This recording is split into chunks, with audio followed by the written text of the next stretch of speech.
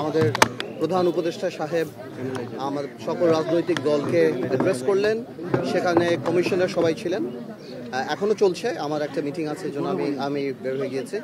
এখনও আলাপ হচ্ছে। উনি প্রথমে যে বক্তৃতা দিয়েছেন প্রধান উপদেষ্টা সাহেব, উনি বলেছেন পুরো ঘটনাটা 6 মাসের যে ঘটনা এবং 6 মাসে কিভাবে সারা বাংলাদেশ আমরা সবাই সহ ওনার পাশে দাঁড়িয়েছি, কিভাবে আন্তর্জাতিক সমাজ দাঁড়িয়েছে এবং কিভাবে সর্বশেষ জাতিসংঘ দাঁড়িয়েছে।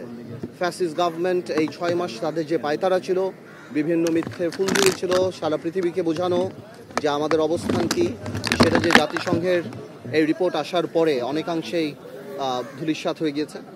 এবং আমাদের এই ঐক্য ধরে রাখতে হবে। আমাদের যারা শহীদ হয়েছেন এই ছাত্র জনতার আন্দোলনে, এই ফ্যাসিস্ট স্মরণ মুভমেন্টে, তাদের আত্মত্যাগকে আমাদের ভবিষ্যতে আমাদের কোনো কর্মকাণ্ড জানি কোনোভাবে অপমানিত না করে, ছোট না করে। যেই স্বপ্ন নিয়ে এই ইন্টারিম গভর্নমেন্ট হয়েছে তার 6 মাস শেষ হয়েছে এবং আগামী 6 মাস কিভাবে সামনের দিকে আমরা সবাই একসাথে কাজ করব।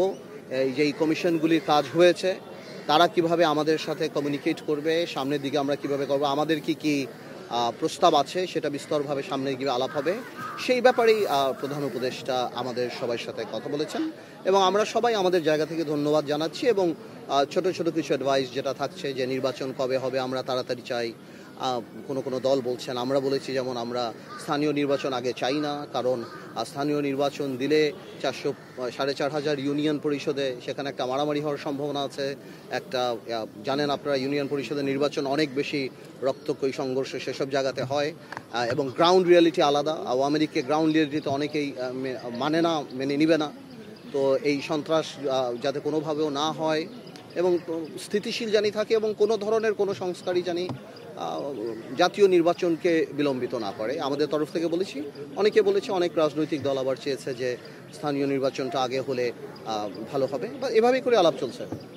ঠিক আছে। আজকের যে আলোচনা হলো, এটাতে আসলে মূলত কি হলো? মানে শুধুমাত্র আজকে ইন্ট্রোডাকশন হলো এরকম বিষয় না? এরকম কিছু না। মানে 6 মাস পরে সব রাজনৈতিক দলের সাথে বসলো। 6 মাসে আমাদের অর্জনটা কি, আমরা কতদূর গেলাম এবং 6টা কমিশন যে কাজ করেছে আমরা কতদূর অর্জন করেছি এবং আমরা পাশে ছিলাম, আমরা সামনেও পাশে থাকব। এবং এই যে আবার রিইউনাইট করাটা, এই যে মানে এত বড় একটা আত্মত্যাগ 6 মাস আগে, এতগুলি ছাত্র জনতার যে আত্মত্যাগ, সেটা জানি কোনোভাবেও নষ্ট না হয়। আমাদের এই অর্জনটা কোনো একটা সাধারণ অর্জন না।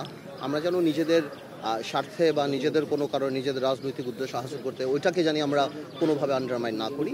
তারপর কমিশনের নর্মাল আলাপ হচ্ছে এবং আমাদেরকে জানানো হবে। আগামীতে সিরিজ মিটিং হবে প্রত্যেকটা রাজনৈতিক দলের সাথে এবং সেখান থেকে ইনশাল্লাহ ভালো পজিটিভ কিছু বেরিয়ে আসবে।